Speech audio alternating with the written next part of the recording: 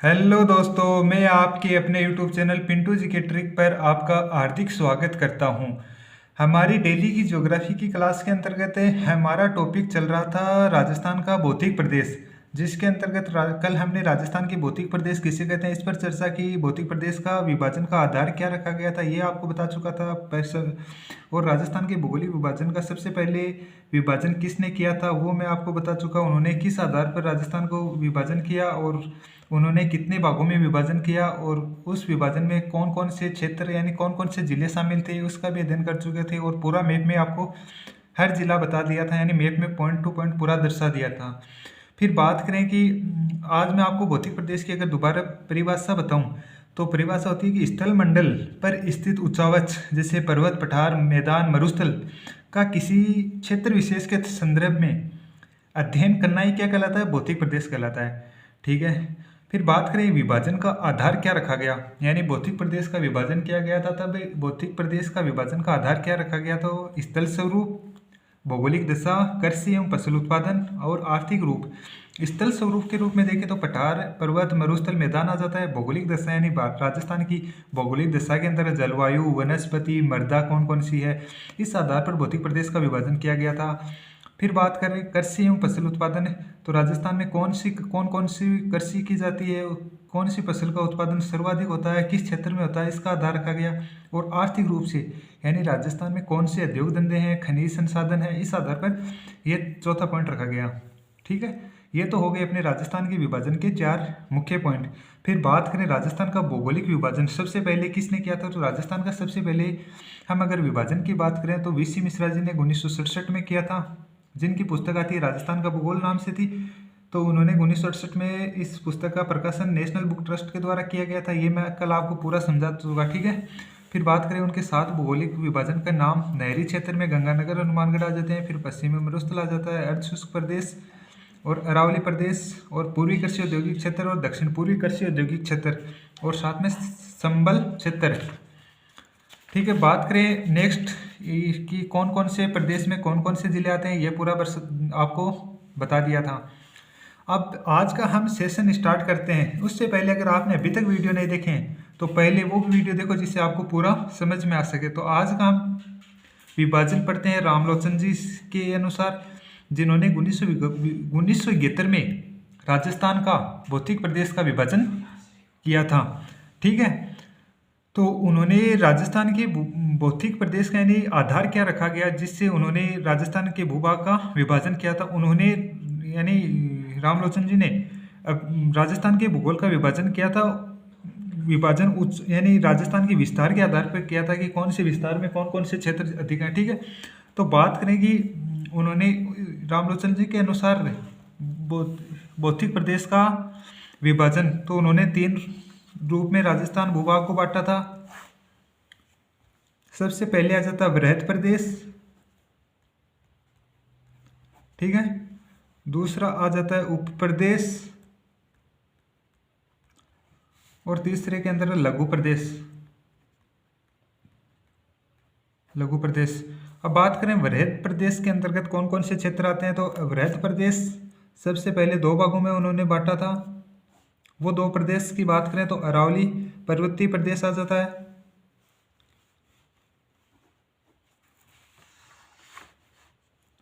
अरावली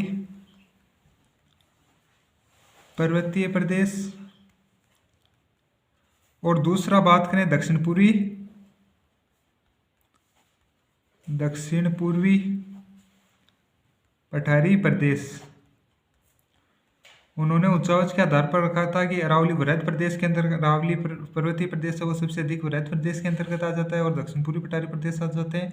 फिर उप प्रदेश की बात करें तो उप प्रदेश के अंतर्गत रामलोचन जी ने चार भागों में बांटा, जिसके अंतर्गत पहले आ जाता है पश्चिमी राजस्थान का क्षेत्र, यानी पश्चिमी राजस्थान, पश्चिमी मरुस्थल और पूर्वी राजस्थान और पूर्वी मैदान। इस प्रकार उप प्रदेश के अंतर्गत उन्होंने 4 भागों को रखा था। फिर बात करें लघु प्रदेश के अंतर्गत, तो लघु प्रदेश के अंतर्गत रामलोचन जी ने टोटल 12 प्रदेशों को रखा। अब बात करें कि वर्तमान में तो राजस्थान का भौतिक प्रदेश 4 ही भागों में है, जैसे अरावली पूर्वी मैदानी प्रदेश हो गया, पश्चिम मरुस्थलीय प्रदेश हो गया और दक्षिण पूर्वी मैदानी प्रदेश। इसमें क्या कमी रह गई थी कि रामलोचन जी का विभाजन नहीं चल पाया। तो बात करें कि रामलोचन जी ने राजस्थान के भूभाग को यानी विस्तार के आधार पर राजस्थान के भूभाग का क्या किया था, विभाजन किया था। तो फिर इनकी कमी ये रही थी कि उन्होंने अरावली यानी अरावली पर्वतीय प्रदेश और पश्चिमी मरुस्थलीय प्रदेश दोनों को वृहद प्रदेश में आते हैं, लेकिन रामलोचन जी ने क्या किया, उनको अलग अलग कर दिया गया। यानी अरावली पर्वतीय प्रदेश को तो वृहद प्रदेश के अंतर्गत शामिल कर लिया और साथ में पश्चिमी मरुस्थलीय प्रदेश है उसको उप प्रदेश में शामिल कर लिया। इसके आधार पर उनका यह है विभाजन असफल हो गया। फिर बात करते हैं नेक्स्ट, किस राजस्थान के भौतिक विभाग का किसने विभाजन किया था, वो आ जाते हैं रामलोचन जी, हरिमोहन सक्सेना। यानी रामलोचन जी का तो हमने 1971 के अनुसार पढ़ लिया। फिर तीसरे बात करें हरिमोहन सक्सेना के अनुसार, हरिमोहन सक्सेना के अनुसार इन्होंने राजस्थान के भूभाग को विभाजन किस आधार पर किया, कब किया, कितने भागों में बांटा, इसकी चर्चा करें तो इन्होंने राजस्थान का विभाजन सबसे पहले विभाजन 4 भागों में किया था। ठीक है, अब बात करें कब किया था, तो यह आ जाता है 1994 के अंतर्गत। बात करें कि इनकी पुस्तक कौन सी है, तो इनकी पुस्तक यानी बुक का नाम आ जाता है राजस्थान का पारदर्शिक भूगोल। ठीक है, हमने हरिमोहन सक्सेना जी का पढ़ लिया कि उनकी पुस्तक कौन सी थी और कब उस पुस्तक का प्रकाशन हुआ, उन्होंने राजस्थान के भूभाग को कितने भागों में बांटा। ठीक है, अब बात करें हरिमोहन सक्सेना ने राजस्थान के यानी विभाजन का आधार क्या रखा था, तो आधार की बात करें तो उन्होंने राजस्थान के भूभाग को उच्चावच के आधार पर, यानी राजस्थान में जो उच्चावच पाए जाते हैं यानी पर्वत, पठार, मैदान हो गया, मरुस्थल हो गया, उस आधार पर उन्होंने राजस्थान के भूभाग को 4 भागों में बांटा था। यानी उच्चावच के आधार पर, उच्चावच के आधार पर विभाजन किया। ठीक है, अब बात करें हरिमोहन सक्सेना के अनुसार वो 4 भाग कौन कौन से हैं। अगर चारों भागों की हम चर्चा करें, चारों भागों की चर्चा करें कि 4 भाग कौन कौन से थे हरिमोहन सक्सेना के अनुसार, तो वो 4 भाग आ जाते हैं। 4 भागों में राजस्थान को बांटा। ठीक है, तो सबसे पहले आ जाता है 1 नंबर पे 2, 3 और 4। अगर आपने अभी तक वीडियो को लाइक नहीं किया तो लाइक करिए, सब्सक्राइब करिए अगर चैनल आपको, जिससे हर प्रकार का वीडियो का नोटिफिकेशन मिल सके। ठीक है, फिर बात करें कि पहला कौन सा आ जाता है, पश्चिमी मरुस्थलीय प्रदेश आ जाता है। पश्चिमी मरुस्थलीय प्रदेश। फिर आ जाता है अरावली पर्वतीय प्रदेश।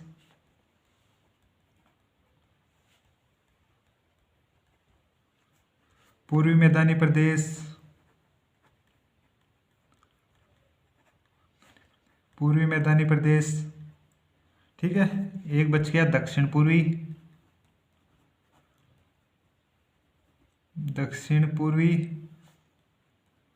प्रदेश, दक्षिण पूर्वी पठारी प्रदेश भी बोल सकते हो या दक्षिण पूर्वी प्रदेश। ठीक है, अब इनका निर्धारण मैंने बता दिया उच्चावच के आधार पर किया था। तो निर्धारण की बात करें तो उच्चावच के आधार पर, उच्चावच के आधार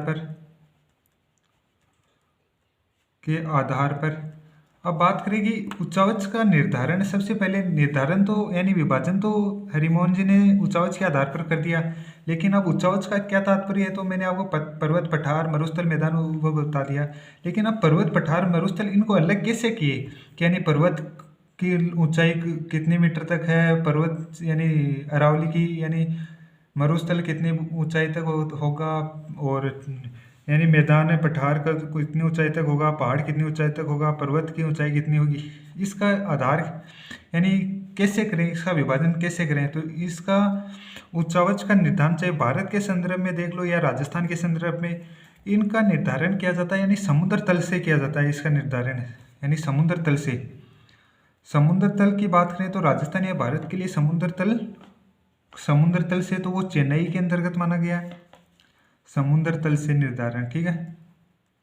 तो वो चेन्नई से किया जाता है, चेन्नई से, ठीक है, ओके।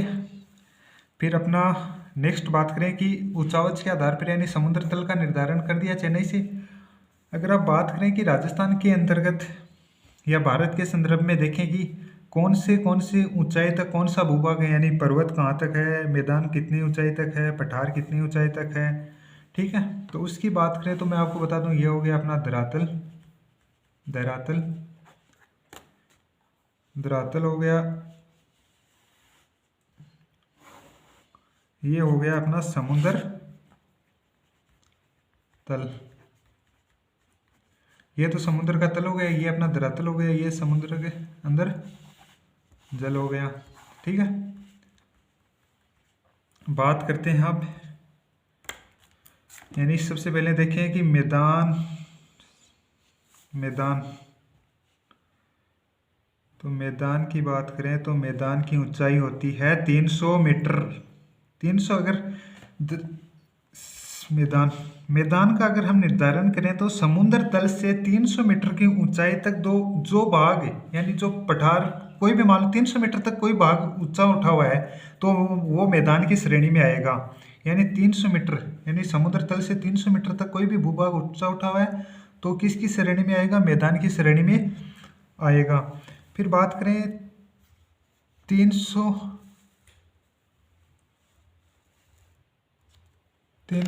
क्या आवाज़ आई थी मेरी आपके पास, साफ सुनाई दे रही है, दिखाई दे रहा है साफ, ठीक है। फिर बात करें 300 मीटर तक मैदान हो गया, 300 मीटर तक मैदान हो गया। अब बात करें 300 से अधिक यानी 600 तक की बात करें, 600 तक यानी समुद्र तल से अगर 600 मीटर किसी भूभाग की ऊपर उठा हुआ तो वो किसकी श्रेणी में आता है, तो वो आ जाता है पठारी प्रदेश के अंतर्गत, पठारी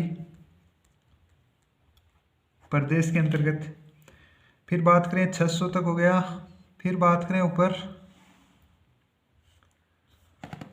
अगर भूभाग कोई भूभाग 1800 मीटर तक ऊपर उठा हुआ हो वो किस श्रेणी में आता है, तो वो आ जाता है पहाड़ी क्षेत्र में, ठीक है, पहाड़ी क्षेत्र में आ गया। फिर आगे बात करें पहाड़ी क्षेत्र में 1800 तक आ गया।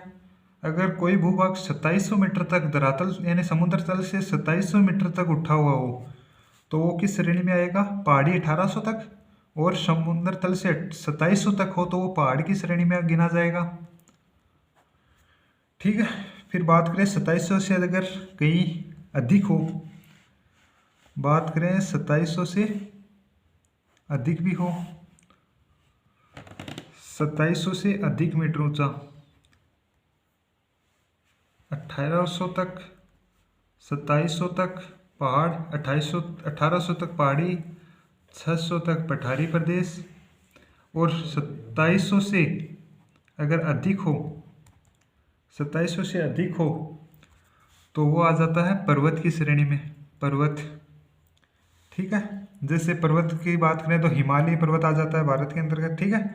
अब बात करें 600 मीटर तक देखें तो अपना 600 मीटर तक अपना देखें तो हाड़ौती का पठार आ जाता है, और 1800 मीटर का 1800 मीटर तक अगर एग्जाम्पल की बात करें तो शिवालिक की पहाड़ियाँ आ जाती है, और 2700 से अधिक हिमालय पर्वतीय क्षेत्र आ जाता है, ठीक है। अब बात करें अगर अरावली के निर्माण के समय अरावली को पर्वतमाला कहा जाता था, अरावली पर्वतमाला इसीलिए कहते हैं कि यह शुरुआत में 2800, इसकी लंबाई की ऊंचाई की बात करें तो ये 2800 मीटर थी, जिसके कारण इसका वर्तमान नाम भी अरावली पर्वतमाला ही कहते हैं। लेकिन अब इसकी लंबाई अरावली की 2700 मीटर यानी 2800 ना होकर यानी 2700 से अधिक नहीं है, तो ये यानी पर्वत की श्रेणी में नहीं आती है, ठीक है। बात करें अब आगे अपना उच्चावच के आधार पर मैंने आपको बता दिया कि 300 मीटर तक मैदान, 600 मीटर तक पठारी प्रदेश आ जाता है, 1800 मीटर तक पहाड़ी क्षेत्र आ जाता है, ठीक है। और 2700 से अधिक की बात करें तो पर्वत आ जाता है। और ऊंचाई का निर्धारण मैंने आपको समुद्र तल से बता दिया, जो कि समुद्र तल से बता दिया, जो कि चेन्नई के अंतर्गत है। अब बात करें कि ऊंचाई के अंतर्गत यानी मैदान का भाग राजस्थान में कितना है, पठारी प्रदेश का भाग राजस्थान में कितना है, पहाड़ी क्षेत्र का भाग राजस्थान में कितना है, इसकी बात करें।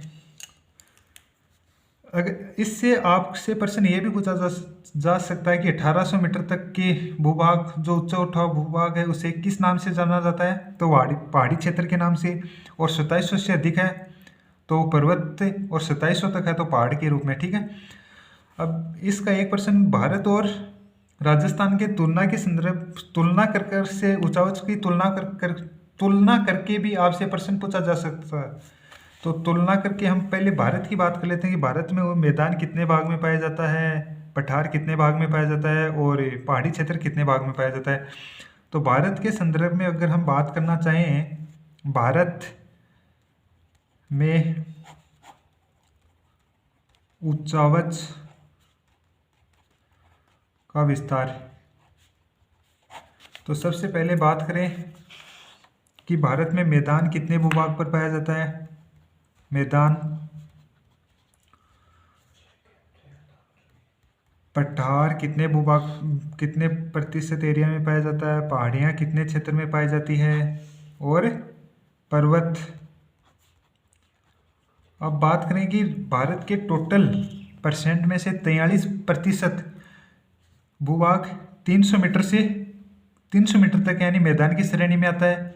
और पठार के अंतर्गत हम बात करें तो 28% आ जाता है, जिससे भारत का 28% भाग 600 मीटर की ऊंचाई से कम है, जिससे वो पठारी प्रदेश के अंतर्गत आ जाता है। फिर पहाड़ियाँ की बात करें तो भारत में टोटल 18%, भारत का 18% भूभाग ही क्या है, पहाड़ी, यानी 1800 मीटर तक है। मैंने आपको बताया था पहाड़ी 1800 मीटर तक। और पर्वत की बात करें तो वो 2700 से अधिक यानी 11%, जो हिमालय पर्वत श्रेणी है अपनी, वो 11% क्षेत्र के अंतर्गत आ जाती है। अब बात करें राजस्थान, नेक्स्ट बात करें कि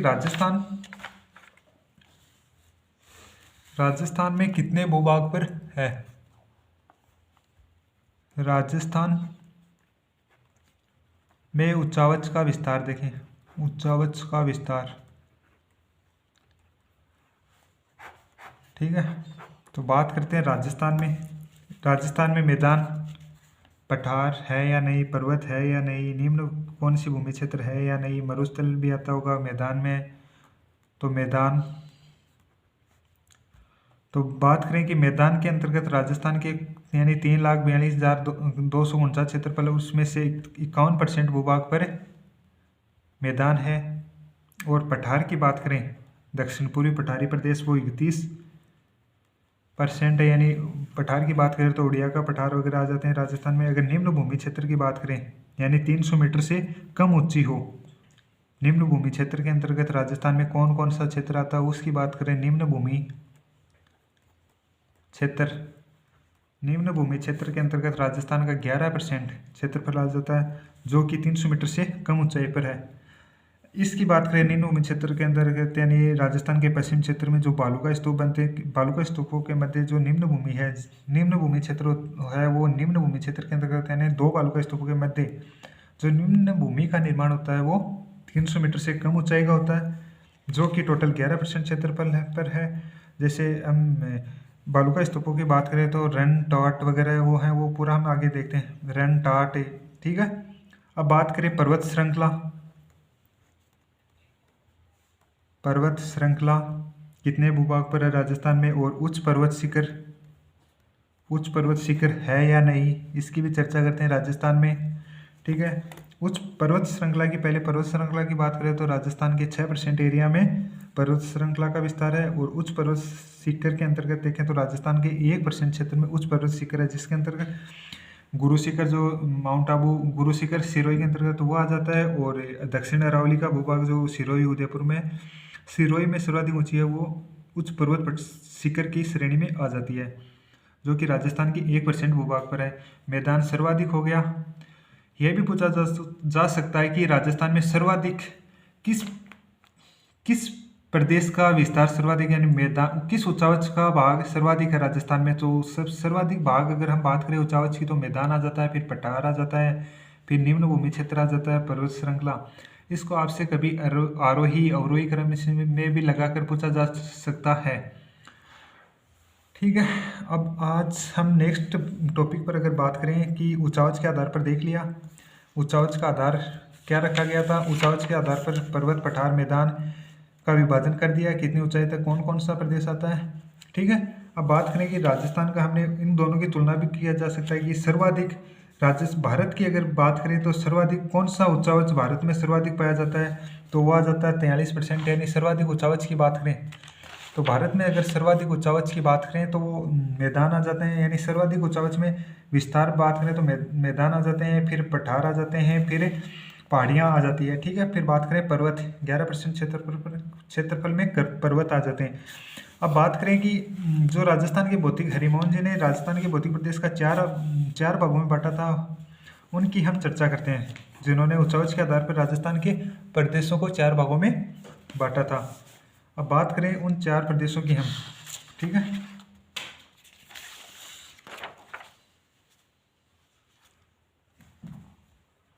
उन 4 प्रदेशों की बात करते हैं हम। तो उन्होंने 4 प्रदेश बता दिया था, वो अरावली बता दिया, पश्चिमी मरुस्थल बता दिया, पूर्वी मैदानी प्रदेश बता दिया था और दक्षिण पूर्वी पठारी प्रदेश मैंने आपको चारों नाम बता दिए। अब बात करते हैं हम सबसे पहले दक्षिण पूर्वी पठारी प्रदेश की। अब एक बात मैं आपको बताना चाहूँगा, हम जब भी यानी कोई भी प्रदेश पढ़े, चाहे दक्षिण पूर्वी, चाहे अरावली, चाहे पूर्वी मैदानी प्रदेश, चाहे दक्षिण पश्चिमी, ठीक है, दक्षिण पूर्वी पठारी प्रदेश, तो उसके अंतर्गत हम 4 प्रमुख बातों पर चर्चा करेंगे।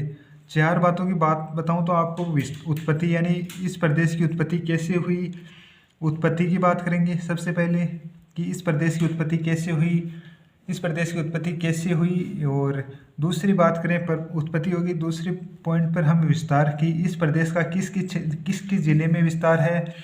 और तीसरी बात करें विस्तार हो गया, उत्पत्ति हो गई, और उस प्रदेश की कौन कौन सी विशेषता है जिसके कारण वो अलग है। ठीक है, फिर चौथा अगर पॉइंट की बात करें तो वो वर्गीकरण, यानी वर्गीकरण का आधार क्या रखा गया था, वर्गीकरण। ठीक है, ये हो गया वर्गीकरण। इन 4 पॉइंट की हम कोई भी भौतिक प्रदेश पढ़ें, चारों में से, चाहे दक्षिण पूर्वी पठारी प्रदेश पढ़ें, चाहे अरावली पर्वतीय प्रदेश पढ़ें, चाहे पूर्वी मैदानी प्रदेश, चाहे पश्चिमी मरुस्थलीय प्रदेश, हर टॉपिक के बारे में इसका तो आपको चारों पॉइंट का तो खासकर याद रहना चाहिए हर भौतिक प्रदेश का कि इस प्रदेश की उत्पत्ति किससे हुई है।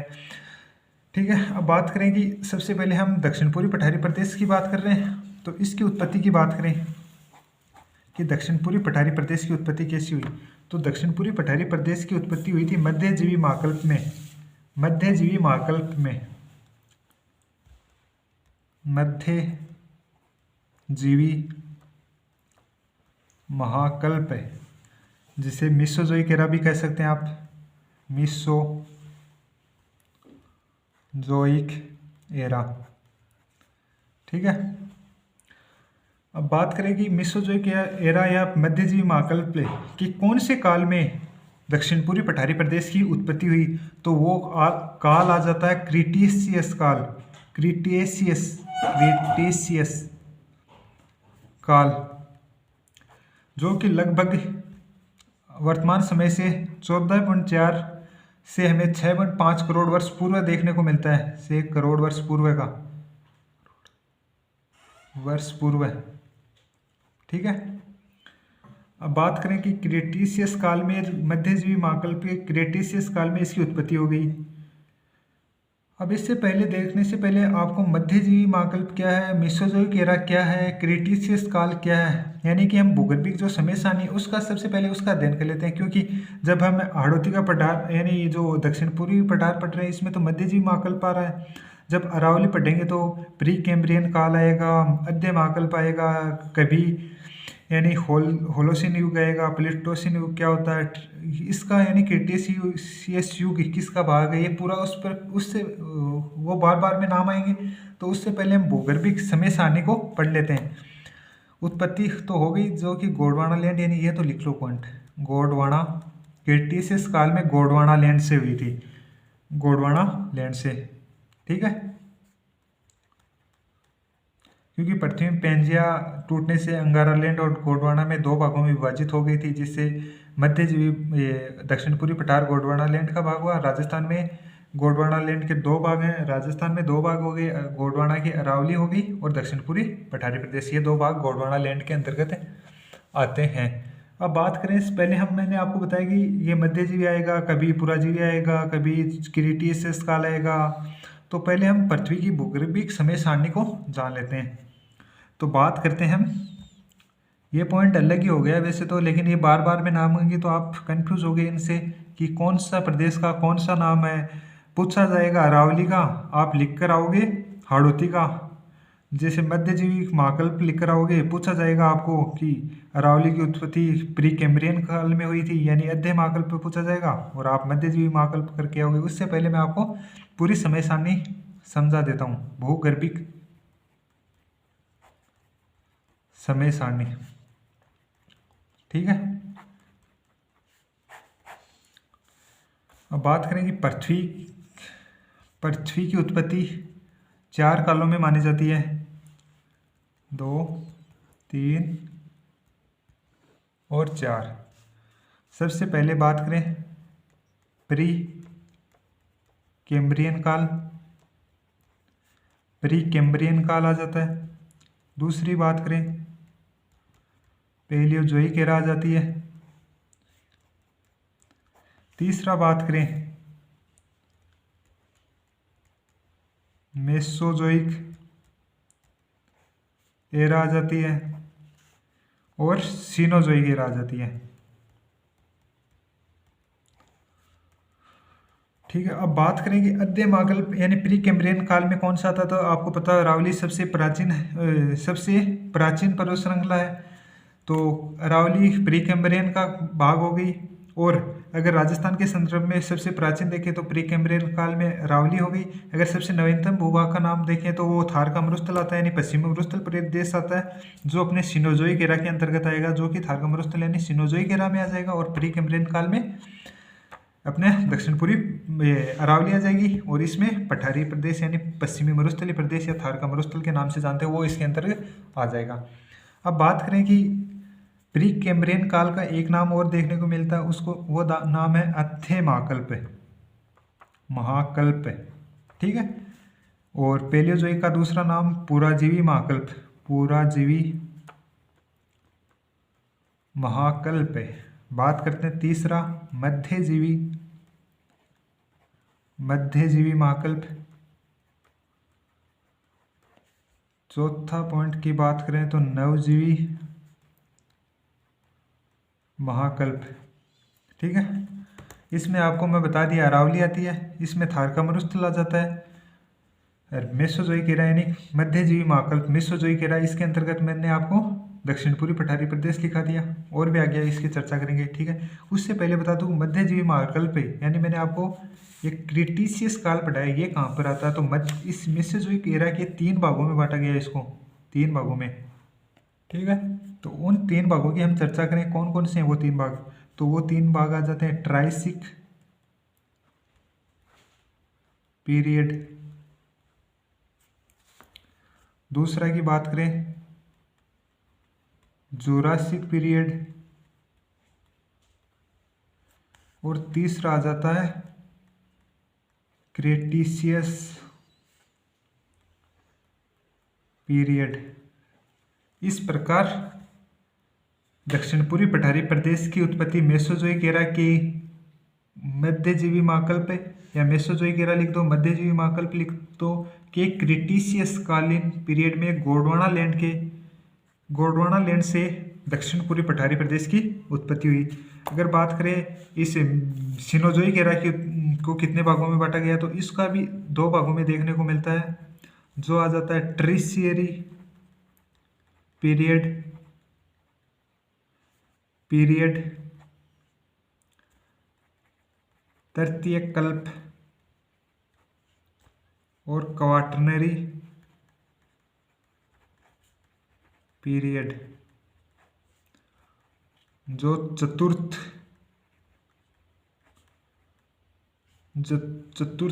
कल्प, ठीक है।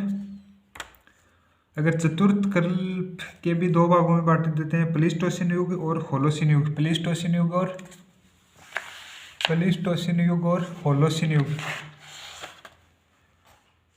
इसकी बात करें कि इनको कितने भागों में बांटा गया, तो इसको भी दो भागों में बांट देते हैं, होलोसिन युग और प्लीस्टोसिन युग। अब बात करें कि पृथ्वी के भूगर्भिक इतिहास को 4 महाकल्पों में बांटा गया था, विभाजित किया गया था। ये मैंने आपको बता दिया कि प्री कैम्ब्रियन, पैलियोजोइक, मेसोजोइक और सीनोजोइक। बात करें कि वर्तमान में कौन सा युग चल रहा था, वर्तमान में सीनोजोइक युग चल रहा है, यानी नवजीवी महाकल्प बोल दो या सीनोजोइक एरा बोल दो, सेनाजोइक एरा या नवजीवी महाकल्प बोल दो। महाकल्प चल रहा है वर्तमान समय में, सीनोजोइक महाकल्प चल रहा है। इससे भी दो भागों में बांटा गया है, क्वाटरनरी और टर्शियरी में, ठीक है। क्वाटरनरी चतुर्थ कल्प और टर्शियरी तृतीय युग, ठीक है। वर्तमान में क्वाटरनरी पीरियड चल रहा है, यानी चतुर्थ महाकल्प वर्तमान में चल रहा है। सीधा नाम ये भी दिया जा सकता है क्वाटरनरी पीरियड। वर्तमान में कौन सा पीरियड चल रहा है, तो सीधा क्वाटरनरी पीरियड ना, ये सीनोजोइक एरा ना देके सीधा क्वाटरनरी पीरियड भी दिया जा सकता है आपको प्रश्न में, ठीक है। अब बात करें कि वर्तमान में क्वाटरनरी पीरियड, ये मैंने आपको बता दिया कि वर्तमान में ये युग चल रहा है क्वाटरनरी पीरियड। इसे भी दो भागों में, प्लीस्टोसिन युग और होलोसिन युग। अगर इसका भी बात करें तो ये वर्तमान में, आज के टाइम में, वर्तमान में, ठीक है। इस प्रकार हमने जो बार बार में हमारे सामने को देखने का मिलेगा कि प्री कैम्ब्रियन काल में कौन सा है, तो वो आ जाता है अरावली। इसको मैं थोड़ा और लिख देता हूँ आपको, यानी इसके अंतर्गत कौन कौन से आते हैं। इसमें अंदर आ जाता है अरावली, आ जाती है। अपने राजस्थान के संदर्भ में बात करें तो इसमें अंदर अरावली आ जाता है प्री कैम्ब्रियन काल में। अगर फिर बात है मेसोजोइक एरा, इसमें हाड़ौती का पठार यानी दक्षिण पूर्वी प्रदेश आ जाता है, हाड़ौती का पठार, ठीक है, हाड़ौती का पठार आ जाता है। बात करें सिनोजोइक एरा में थार का मरुस्थल आ जाता है।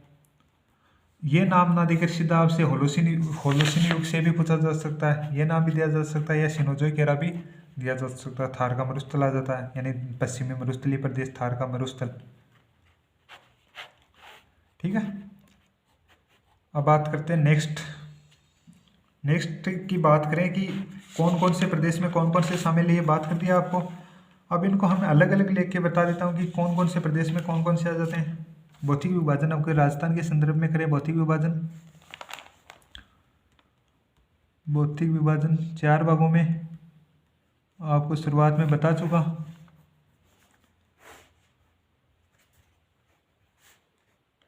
ठीक है। तो सबसे पहले मैं लिख लेता हूँ पश्चिमी रेतीला मैदान या पश्चिमी मरुस्थलीय प्रदेश, पश्चिमी मरुस्थलीय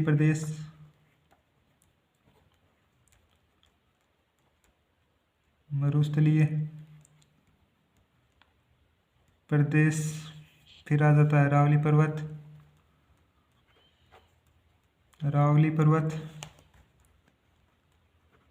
पूर्वी मैदान,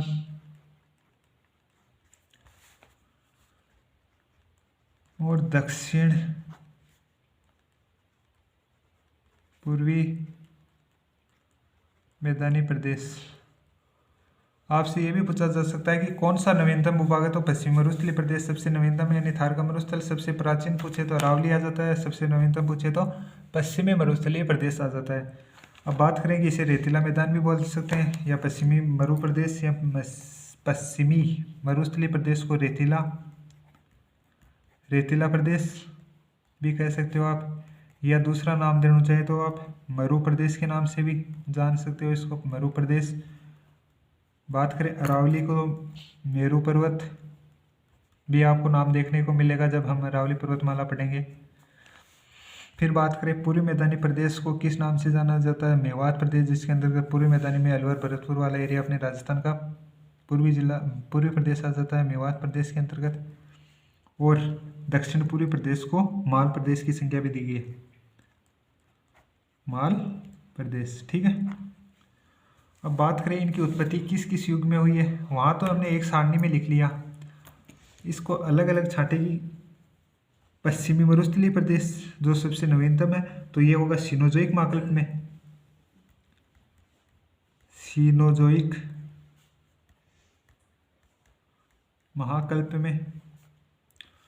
फिर अरावली की बात करें तो सबसे प्राचीन आ जाता है, जो कि प्री कैम्ब्रियन काल, पृथ्वी का सबसे पुराना युग प्री कैम्ब्रियन काल से अरावली पर्वतमाला का निर्माण हुआ था, महाकल्प। ठीक है, बात करें पूर्वी मैदानी प्रदेश, पूर्वी मैदानी प्रदेश आ जाता है सीनोजोइक महाकल्प। इसका लास्ट वो जो प्रकार बताया था, यानी चतुर्थ कल्प सीनोजोइक, सीनोजोइक सीनोजोइक का होलोसिन युग भी पूछा जा सकता है, क्वार्टनरी पीरियड भी पूछा जा सकता है, या नवजीवी महाकल्प भी पूछा जा सकता है आपसे। तो वो आ जाता है सीनोजोइक में चतुर्थक महाकल्प। ठीक है, और दक्षिण पूर्वी पठारी प्रदेश आ जाता है अपना कौन सा, क्रीटेशियस काल में। ये नाम तो आया था अब सबसे पहले, क्रीटेशियस। अब आपको कन्फर्म हो गया कि कौन कौन सा प्रदेश में कौन कौन सा नाम आएगा, कौन कौन से उस काल में उसकी उत्पत्ति हुई है। ठीक है, अब बात करते हैं नेक्स्ट, मेसोजोइक एरा हो गया, यानी पश्चिमी मरुस्थलीय प्रदेश की उत्पत्ति किस काल में हुई, यह भी पूरा बता दिया आपको। और अरावली पर्वतीय प्रदेश की उत्पत्ति किस काल में हुई, यह भी पूरा बता दिया। और मेसोजोइक एरा ये भी आ गया। अब बात करें, हम दक्षिण पूर्वी पठारी प्रदेश की चर्चा कर रहे थे पीछे, जिसके अंतर्गत हमने उसकी दक्षिण पूर्वी पठारी प्रदेश की उत्पत्ति मध्यजीवी महाकल्प के मेसोजोइक एरा में पढ़ ली, जिसके क्रीटेशियस काल के गोंडवाना लैंड के कारण दक्षिण पूर्वी पठारी की प्रदेश की उत्पत्ति हुई। गोंडवाना लैंड के, यानी जब दो अंगारालैंड और गोंडवाना लैंड जब टुकड़े हुए, तो उसमें ज्वालामुखी क्रिया की दरारी उद्गार से, यानी इसकी बात करें दक्षिण पूर्वी पठारी प्रदेश की, तो गोंडवाना लैंड के ज्वालामुखी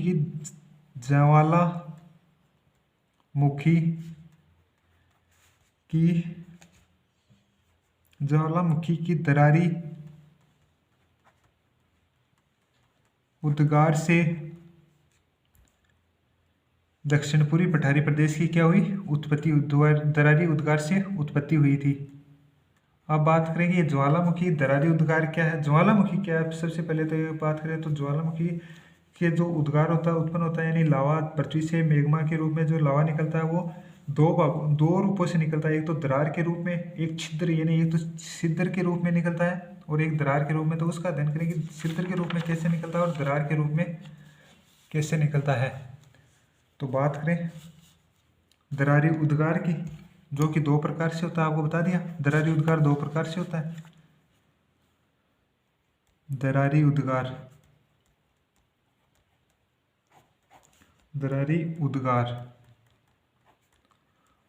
वो हो गया दो प्रकार से। अब दो प्रकार कौन कौन से आ जाते हैं, उसमें से दक्षिण पूर्वी पठारी प्रदेश की उत्पत्ति कौन से दरारी उद्गार से हुई थी, ज्वालामुखी की दरारी उद्गार से हुई थी। जो कि ज्वालामुखी क्रिया दो प्रकार से होती है, दरारी उद्गार के रूप में और एक छिद्र के उद्गार के रूप में। तो मैंने आपको बता दिया कि ज्वालामुखी यानी दक्षिण पूर्वी पठारी प्रदेश की उत्पत्ति किससे हुई है, छिद्र के रूप में। ठीक है, ज्वालामुखी पठार के छिद्र के। ठीक है, अब बात करेंगे दरारी उद्गार के अंतर्गत क्या आता है, और बात करें उद्गार दो प्रकार से बताया तो आपको, पहले तो छिद्र हो गया, एक दरारी उद्गार हो गया, दरारी उद्गार। बात करें दूसरा छिद्र उद्गार, क्या हुआ कि पृथ्वी का मान लो ये धरातल है, धरातल के नीचे ये मेग्मा जमा हुआ है, मेग्मा, इसको नाम दे दो मेग्मा फूग है तो मेग्मा चैम्बर। जब पृथ्वी से मेग्मा किसी ज्वालामुखी नली यानी छिद्र के रूप में निकलता है, ये होगी ज्वालामुखी नली। ठीक है। जब पृथ्वी से छिद्र के रूप में मैग्मा बाहर निकलता है तो वो अधिक तीव्रता से ऊपर उठेगा। जब वो तीव्रता से ऊपर उठेगा तो वो इस प्रकार की आकृति का निर्माण करता है, यानी ऐसे जाएगा। यहीं से क्रेटर का भी निर्माण इसी से होता है, दरारी उद्गार से। जब इस प्रकार की आकृति बन जाए तो उससे कहते हैं ज्वालामुखी पर्वत, ज्वालामुखी पर्वत। ठीक है। अब बात करें, ये तो हो गया ज्वालामुखी उद्गार, ये अपना मैग्मा हो गया। अगर ये छिद्र के रूप में बाहर निकल रहा है पृथ्वी से तो इस छिद्र को वीवर कहते हैं, छिद्र।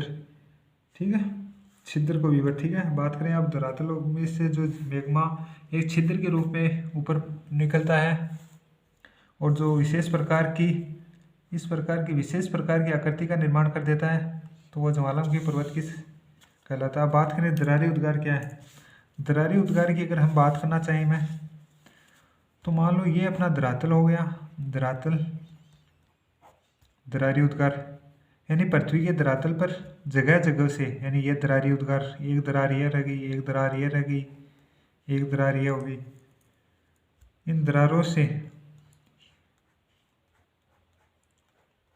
जब मैग्मा इससे इधर जाएगा, इधर बहेगा, इस प्रकार पूरे धरातल इससे इस साइड बटेगा, यानी पूरे धरातल पर ये ज्वालामुखी पठार के रूप में, यानी ये आकृति होगी एक पठार के रूप में आकृति का निर्माण कर लेता है, तो इसको कहते हैं ज्वालामुखी पठार की श्रेणी में आ जाता है। ठीक है। यानी एक छिद्र के रूप में मैग्मा बाहर निकले पृथ्वी से तो वो ज्वालामुखी, छिद्र के रूप में बाहर निकले तो वो छिद्र उद्गार हो जाता है ज्वालामुखी का। और जब धरातल से अनेक दरारों के रूप में बाहर निकले तो वो दरारी उद्गार की श्रेणी में आ जाता है। अब बात करें नेक्स्ट कि इससे प्रश्न किस प्रकार से आपसे पूछा जा सकता है, तो पूछा जाएगा कि राजस्थान में ज्वालामुखी क्रिया से निर्मित संरचना का उदाहरण कौन सा है, तो आ जाता है अपना दक्षिण पूर्वी पठारी प्रदेश। यानी राजस्थान में ज्वालामुखी क्रिया से निर्मित ऐसी कौन सी शिलाकृति है, जैसे ऑप्शन में हो सकते हैं पश्चिमी मरुस्थलीय प्रदेश, अरावली, दक्षिण पूर्वी पठारी प्रदेश और पूर्वी मैदानी प्रदेश। यानी पश्चिमी पर्वतीय प्रदेश, पश्चिमी मरुस्थलीय प्रदेश आ सकता है ऑप्शन 1, फिर अरावली पर्वत, पूर्वी मैदानी प्रदेश और दक्षिण पूर्वी पठारी प्रदेश की। क्वेश्चन होगी राजस्थान में ज्वालामुखी क्रिया से निर्मित संरचना, राजस्थान में ज्वालामुखी क्रिया से निर्मित संरचना का उदाहरण कौन सा है, तो आपका दक्षिण पूर्वी मैदानी प्रदेश हो जाएगा। अगर और पूछा जाए कि राजस्थान में गोंडवाना लैंड से निर्मित संरचना कौन कौन सी है राजस्थान में, तो वो मैंने आपको बताई थी कि राजस्थान में गोंडवाना लैंड से 2 शिलाकृति का निर्माण हुआ है, लेकिन उनके निर्माण की प्रक्रिया अलग अलग है, अरावली की और दक्षिण पूर्वी मैदानी प्रदेश की। तो गोंडवाना लैंड से अरावली का भी निर्माण हुआ है और दक्षिण पूर्वी पठारी प्रदेश का भी निर्माण हुआ है। इस प्रकार हमने राजस्थान के टॉपिक के आज के सेशन में सबसे पहले देखा था कि हरिमोहन यानी राजस्थान के भौतिक विभाजन किन्होंने किया था। सबसे वीसी मिश्रा ने किया था, जिन्होंने राजस्थान के भूभाग को 7 भागों में बांटा था। उनके 7 भागों में बांटने के बाद में राजस्थान के भूभाग को 7 भागों में यानी वीसी मिश्रा जी ने बांट दिया। फिर 2 भागों में रामलोचन जी ने राजस्थान का विभाजन किया था। फिर हरिमोहन सक्सेना ने राजस्थान के 4 भागों में बांटा था, जिसका अध्ययन हमने किन उच्चावच के आधार पर वो पूरा हो गया, किस आधार पर उच्चावच के आधार पर हरिमोहन सक्सेना ने किया, उसका भी अध्ययन कर लिया। अब बात हमारी सबसे पहला हम दक्षिण पूर्वी मैदानी प्रदेश का अध्ययन कर रहे थे, तो उसकी चर्चा करें दक्षिण पूर्वी पठारी प्रदेश की। दक्षिण पूर्वी पठारी प्रदेश, इसकी चर्चा करें तो हमने इसकी उत्पत्ति पढ़ ली कि क्रिटेशियस काल, मध्यजीवी महाकल्प के क्रिटेशियस काल के गोंडवाना लैंड से किसकी उत्पत्ति हुई है? दक्षिण पूर्वी पठारी प्रदेश की उत्पत्ति हुई है। ठीक है, उत्पत्ति की बात पढ़ ली तो हमने पहले बताया था कि किसी भी भौतिक प्रदेश का हमने 4 पॉइंट पढ़ेंगे, जिसमें उत्पत्ति होगी, विस्तार होगी, विशेषता होगी और वर्गीकरण होगा। तो हमने उत्पत्ति का अध्ययन कर लिया कि दक्षिण पूर्वी पठारी प्रदेश की उत्पत्ति किससे हुई है। अब नेक्स्ट टॉप आ जाता है अपना टॉप पॉइंट, विस्तार। यानी दक्षिण पूर्वी पठारी प्रदेश का विस्तार किस किस एरिया में है, कितने जिलों में है, राजस्थान में इसकी स्थिति कहाँ पर है। तो बात करेंगे इसका विस्तार। राजस्थान के विस्तार की बात करें तो राजस्थान के दक्षिण पूर्वी भाग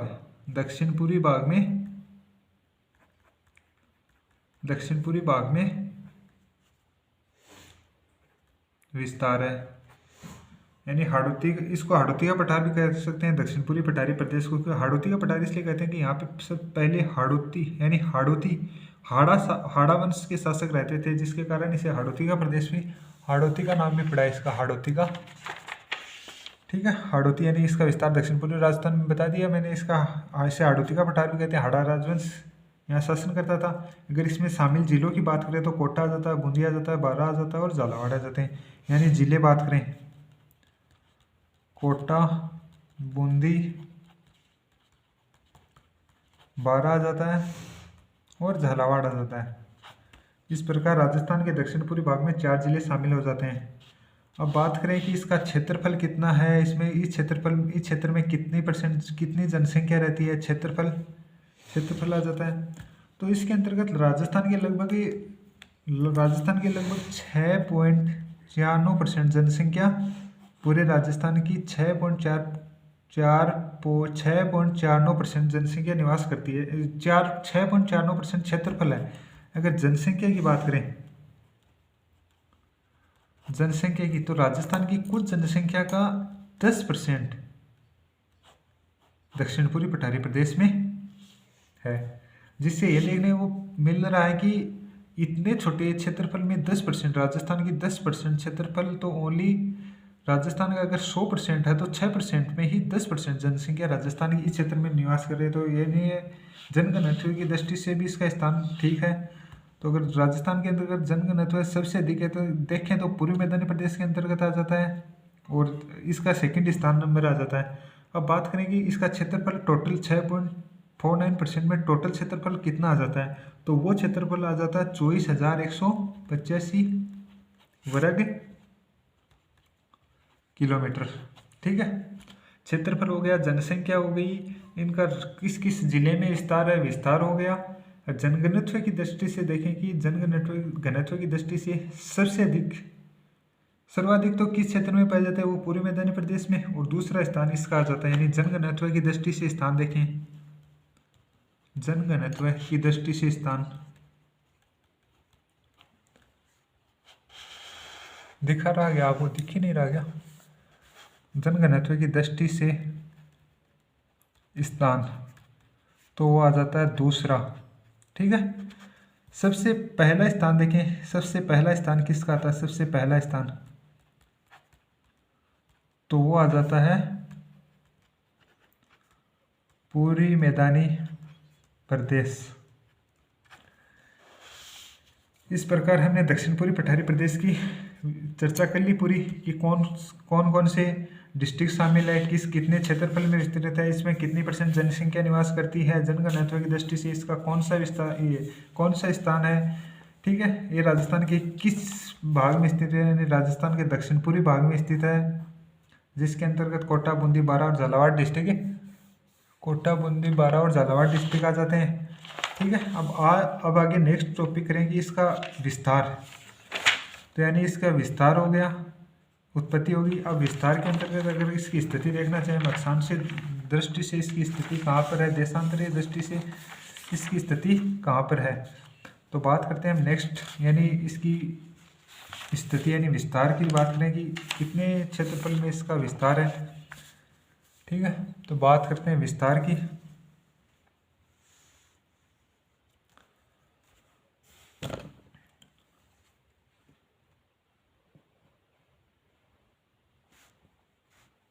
विस्तार अक्षांशीय दृष्टि से अगर विस्तार देखना चाहिए, अक्षांशीय दृष्टि से, अक्षांशीय दृष्टि से अगर इसका विस्तार देखना चाहिए तो यह आ जाता है 23°5 उत्तरी, 23°51 उत्तरी अक्षांश से 27°। अब अगर दक्षिण पूर्वी पठारी प्रदेश की अक्षांशीय दृष्टि से स्थिति देखें तो यह आ जाती है 23°51 उत्तरी अक्षांश से 25°27 उत्तरी अक्षांश तक।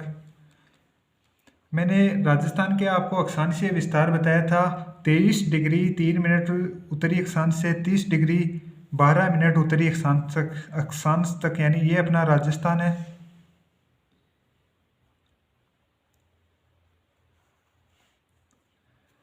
तो मैंने आपको 23°3